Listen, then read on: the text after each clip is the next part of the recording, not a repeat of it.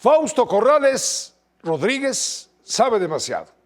Era chofer y asistente de Héctor Melesio Cuen y estuvo presente en la reunión donde el ex rector de la Universidad Autónoma de Sinaloa fue asesinado y donde también fue secuestrado Ismael El Mayo Zambada por el hijo del Chapo Guzmán. Es decir, Fausto vio y escuchó lo ocurrido aquel 25 de julio de 2024. Nadie se explica por qué no lo mataron. Y ahora, casi 2 años después, está detenido. Un juez federal ordenó mantenerlo bajo prisión preventiva en el penal del Altiplano de alta seguridad. La fiscalía teme que pueda darse a la fuga. ¿Prisión preventiva justificada? ¿O pidió duplicidad? ¿Cuál fue la? Se pidió la duplicidad, pero en aras de salvaguardar el debido proceso, no puedo dar mayores comentarios. Les agradezco mucho. Oiga, ¿y cuándo van a reanudarla? ¿El lunes o el martes? Para el próximo lunes. ¿A qué hora? A las 10 de la mañana. A las 10 de la mañana. Oiga, abogado, pero entonces por lo menos es prisión preventiva justificada. Es correcto, sí. Ah, perfecto. ¿Prisión preventiva justificada? Es correcto. ¿Se puede saber, por lo menos, sé que no puede dar detalles, pero por lo menos sí nos puede decir cuántos datos de prueba presentó la fiscalía? Les vuelvo a comentar. Para salvaguardar el debido proceso, no puedo dar mayores referencias. De veras, les agradezco mucho. Mientras Fausto Corrales Rodríguez enfrenta el proceso en el Altiplano, su padre salió, desde luego, a defenderlo. El diputado del partido sinaloense Víctor Antonio Corrales Burgueño aseguró que su hijo es inocente y que la familia fue tomada por sorpresa en la detención. Rechazó además que Fausto estuviera escondido o prófugo.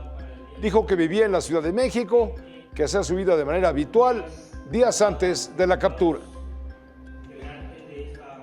¿Cuál es la exigencia, diputado? ¿La exigencia cuál es? En la confianza que usted le tiene a su hijo, ¿usted cree que su hijo es inocente? Y estamos totalmente inocentes. De eso no tengo ninguna duda, lo digo como padre, pues que lo conozco bien y además por la propia situación, Fausto no tiene que ver en eso. ¿Usted sabía dónde llevaba a su hijo a Héctor Melesio Cuen ese día? Esa parte yo ya no la puedo tocar hasta que no corra el proceso. Nosotros hemos estado aguantando 2 años para que las autoridades tengan un informe y se rinda un resultado y yo voy a seguir en esa postura. Pero hay, otro ángulo en esta historia. La periodista Sandra Romandía relata que Fausto Corrales Rodríguez llevaba una vida discreta en la Ciudad de México. Comía solo, terminaba rápido, miraba una y otra vez hacia la puerta. Según personas que tuvieron contacto con él, su temor no era que le llegaran a detener, no, era que lo llegaran a matar. Fausto había dejado atrás Culiacán y trataba de pasar desapercibido en la capital de la República.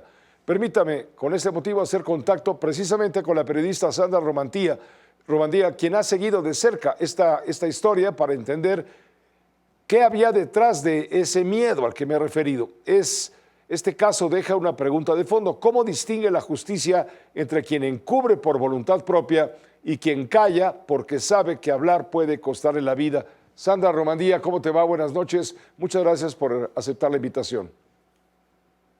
Hola, pues muchas gracias, Pepe, por supuesto, por el espacio y sobre todo para hablar de esta historia pues tan fascinante que es un cabo suelto importantísimo, una pieza clave en esta historia que creo que no se ha terminado de resolver y para la que hay todavía mucho que investigar, que es esta captura del Mayo y pues por supuesto la pelea que empieza en Sinaloa con todo serie de conflictos con 2 grupos, ¿no? Ahora, lo que es inexplicable, salvo tu mejor opinión, claro, es por qué pasan prácticamente 2 años, poco más de 2 años, y ahora se vuelve a reabrir el caso, la investigación, porque se había dicho, recuerdas, que se iba a mantener todo esto en secrecía hasta el año 2031, entiendo, pero de pronto se reabre. ¿Tiene algo que ver Estados Unidos?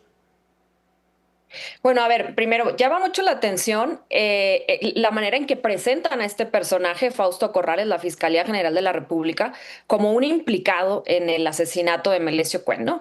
Sí. Esto primero porque pareciera que hay una urgencia de la Fiscalía por entregar resultados y retomar la narrativa de esta historia que está sin resolverse del Mayo Zambada. Recordemos, creo que es importante también que nuestra audiencia tenga en cuenta que ya se le fue al gobierno mexicano el piloto, el Jando, quien llevó al Mayo Zambada a Estados Unidos. Después el mismo gobierno mexicano lo suelta y hasta ya que una vez que lo había soltado se entera que tuvo en sus manos al piloto que estuvo en esa operación clave, digamos, que es absolutamente histórica en este país, ¿no? Y bueno, queda este elemento suelto que es Fausto Corrales, de quien yo empiezo a seguir la pista cuando me entero que vive en la Ciudad de México, que está escondido, que tiene muchísima información, que es el último cabo, digamos, que conozcamos que está vivo y que es al menos accesible.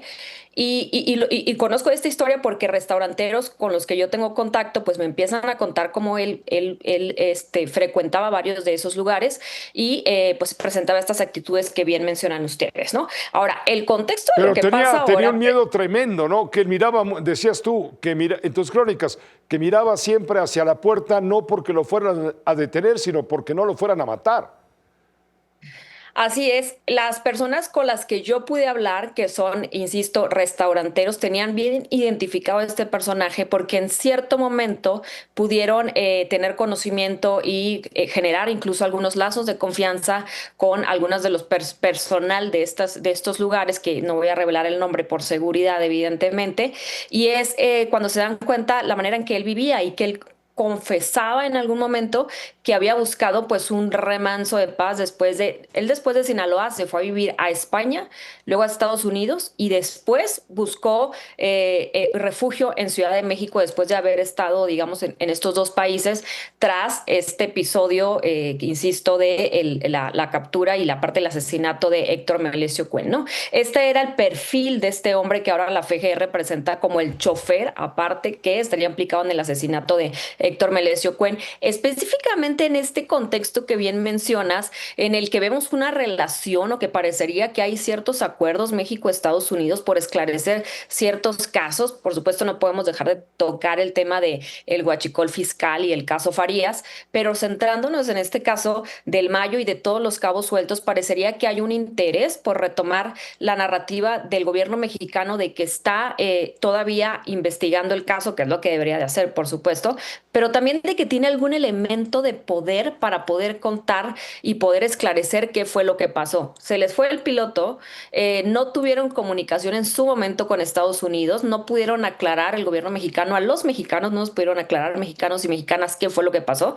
Y ahora presentan a este personaje como si fuera una captura importantísima porque estaría relacionado a estos eventos criminales, cuando en realidad la información que yo obtuve no solo de las personas que lo conocieron en este entorno, sino también de fuentes dentro de la Fiscalía General de la República, ojo, antes de que lo detuvieran, era que ya tenían localizado que estaba en la Ciudad de México, dos, que se había venido por sus propios medios a refugiar, él no contó en ningún momento con seguridad, y que en algún momento sí presentó la narrativa de que había sido obligado a hacer ciertas cosas como a llevar a Héctor Melesio Cuen a esa reunión y pues evidentemente, como lo cuento en mi columna, a después tener que manejar el cuerpo de Héctor Melesio Cuen como ya sabemos que fue, ¿no? Que de alguna manera se fingió que lo mataron o intentaron fingir que lo mataron en un asalto en una gasolinera, hasta después pues que nos damos cuenta o que se descubre que todo fue realmente un montaje, ¿no? Y esta pieza que es Fausto Corrales ahora presentado, pues realmente se dijo siempre ser una víctima, amenazado por el crimen organizado y de alguna manera pues manipulado para que él mismo a su vez manipulara las escenas y no se pudiera llegar a la verdad de Ahora, lo que pasó ese día de julio de 2024. A él lo están entambando materialmente por falsedad en declaración. Él ya había hecho alguna vez alguna declaración y ahora las circunstancias parece que cambian los dichos. Lo que me llama mucho la atención es por qué la Fiscalía, si está buscando eso que tú dices, que es transparencia, en fin, que esto se note como una especie de caja china para quitar un poco lo de Andy en la conversación popular. ¿Por qué si se maneja todo esto? ¿Por qué se está hablando de que no puede haber prensa pendiente del proceso, de cómo se desarrolla, de las audiencias y demás? Porque se trata de un asunto de seguridad nacional. ¿Cómo lo interpretas, Sandra Romandía? Bueno, en el caso, por ejemplo, Farías, que pues también está relacionado por el timing, el momento que estamos viviendo y que en el que se presume que la audiencia va a ser a puerta cerrada, por supuesto que nos deja muchísimas dudas, como no solo como audiencia, como mexicanos, mexicanas y como periodistas, de cómo se van a manejar paralelamente estos casos, ¿no? Uno, insisto, es el que estamos viviendo ahora con el caso Farías del huachicol fiscal, y otro es el de el Mayo Zambada y el intento de esclarecer qué fue lo que pasó en ese día con la detención de este señor que se llama Fausto Corrales, señor entre comillas porque es bastante joven, tiene 32 años de edad, pero aquí pues la pregunta es, y es muy importante y muy pertinente, Pepe, ¿qué tan transparente van a ser estos procesos, sobre todo en este momento en el que hay tanta especulación acerca de los acuerdos o no que pueda estar teniendo México con Estados Unidos para esclarecer este tipo de casos, para ir conforme a los objetivos que está planteando Estados Unidos, que de alguna manera está intentando atacar, y sobre todo también que no se disfracen en este caso a las víctimas o a quienes pudieran ser víctimas como criminales por intentar aparentar dar algún tipo de De resultados, logro, ¿no? resultados de parte de las autoridades, ¿no? Aquí la gran pregunta es cómo distingue el Estado a un cómplice de un cómplice a un sobreviviente cuando el crimen organizado gobierna territorios enteros, ¿no? Y esto también lo he planteado en el caso del reclutamiento forzado, Pepe, en mi libro Testigos del Horror, que es otro caso, lo que pasó en Jalisco, en el Rancho Izaguirre, que alguna vez pudimos comentarlo, Sí. sobre todas las personas detenidas en México, jóvenes que han sido obligados a delinquir por el crimen organizado, secuestrados, reclutados y demás, y que después son procesados como criminales, ¿no? Yo creo que aquí al final la pregunta es qué tanta transparencia va a tener el gobierno mexicano para podernos demostrar que los casos que está llevando, que son torales y que son importantísimos, porque no solo representan el esclarecimiento de casos relevantes en México para la justicia, sino la relación que pueda haber con otras autoridades como la de Estados Unidos, que está evidentemente de alguna manera colaborando, como ya lo ha mencionado oficialmente, incluso Omar García Harfuch, el secretario de Seguridad, para poder confiar finalmente en estos procesos de justicia mexicanos. Claro, tienes toda la razón. Gracias, Sandra Romandía. Gracias, como siempre, un gusto escucharte, saludarte.